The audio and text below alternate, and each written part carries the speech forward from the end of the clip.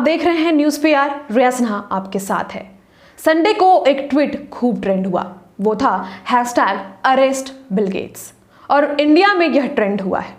ऐसा क्या हुआ होगा कि बिल गेट्स को उसी धरती पर लोगों ने ट्रोल किया, क्रिटिसाइज किया, जिस धरती के कई गांवों को उन्होंने गोद लिया है। यानी कि इंडिया के कई गांवों को उन्होंने गोद लिया, इंडिया के कई लोगों को उन्होंने हेल्प भी किया। फिर ऐसा बिल गेट्स ने क्या किया होगा कि नेटिजन्स उनसे नाराज हो गए, यानी कि इंडिया के लोग उन्हें खुलकर ट्रोल करने लगे, उन्हें क्रिटिसाइज करने लगे। जी हाँ, रविवार को उनका वाइड स्प्रेड क्रिटिसिज्म हुआ है। वजह है 2009 में हुआ एक अनलॉफुल क्लिनिकल ट्रायल, जिसकी फंडिंग कर रहा था इनका NGO। रिपोर्ट्स के मुताबिक ट्राइबल गर्ल्स पर अनलॉफुल वैक्सीन ट्रायल किया गया, जिसके बाद कई लड़कियों की मृत्यु हो गई और कई लड़कियों पर उसका जो है साइड इफेक्ट्स देखने को मिला। जिसके बाद इसका जब खुलासा हुआ तो बिल गेट्स की क्रिटिसिज्म होनी शुरू हो गई भारत में।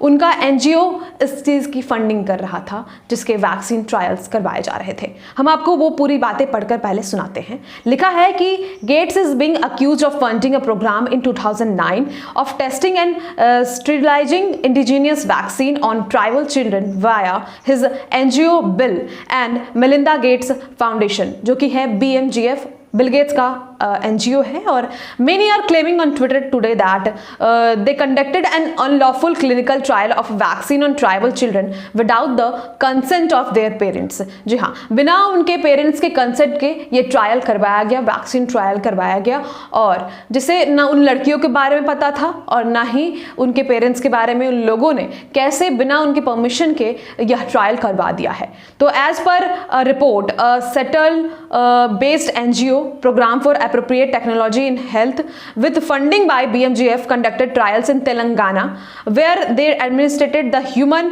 papillomavirus HPV vaccine to 14,000 tribal girls of 10 to 14 years of age। मतलब कि उस वक्त उन लड़कियों की उम्र 10 से 14 वर्ष की रही होगी, तब यह क्लिनिकल ट्रायल वैक्सीन का उन पे करवाया गया बिना उनके कंसेंट के, क्योंकि उन पेरेंट्स को भी उस लड़कियों के पे जो वैक्सीन ट्रायल्स हुए थे वो नहीं पता था, क्योंकि वो गवर्नमेंट फंडेड हॉस्टल्स में रह रही थी और 14,000 से भी ज़्यादा लड़कियों के वैक्सीन ट्रायल्स करवाए गए।